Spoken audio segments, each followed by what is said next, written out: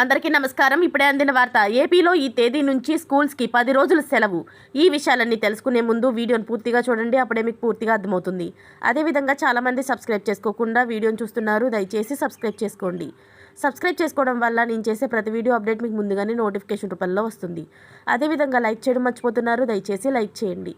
Like చేయడం వల్ల ఇటువంటి ఇంపార్టెంట్ ఇన్ఫర్మేషన్ చాలామందికి రీచ్ చేసిన వాళ్ళు అవుతాం. ఇక లేట్ చేయకుండా వీడియోలోకి వెళ్ళిపోదాం. త్వరలోనే దసరా సందడి మొదలవబోతుంది.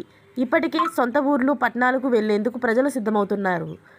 ఇందులో భాగంగా ఇప్పటికే రైల్వే శాఖ అధిక రైళ్లను కూడా ప్రకటించింది. సొంత ప్రాంతాలకు వెళ్లేందుకు ముందస్తుగానే టికెట్లను బుక్ చేసుకునేందుకు సిద్ధమవుతున్నారు. అయితే దసరా వచ్చిందంటే స్కూల్స్కి కాలేజీకి భారీగా సెలవులు వస్తాయి. ఈ ఏడాది ఏపీలో చూస్తే మొత్తం 10 రోజుల సెలవులు రానున్నాయి. విద్యాశాఖ ప్రకటించిన అకాడమిక్ క్యాలెండర్ ప్రకారం అక్టోబర్ 4వ తేదీ నుంచి సెలవులు ప్రారంభం కానున్నాయి. అక్టోబర్ 13వ తేదీతో ముగిసినున్నాయి.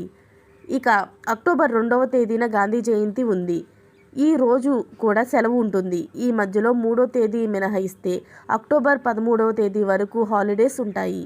తిరిగి అక్టోబర్ 14వ తేదీన అంటే సోమవారం స్కూల్స్ కాలేజీలకు పునఃప్రారంభం అవుతాయి. అయితే 3వ తేదీన కూడా సర్కార్ సెలవు ఇస్తే 13 రోజుల పాటు హాలిడేస్ వస్తున్నాయి. దసరా సెలవులపై ఏపీ సర్కార్ నుంచి అధికారికంగా ప్రకటన రానుంది. ఇలాంటి లేటెస్ట్ అప్డేట్స్ అన్నీ మీరు ముందుగానే పొందాలి అనుకుంటే ఛానల్ని సబ్స్క్రైబ్ చేసుకోండి.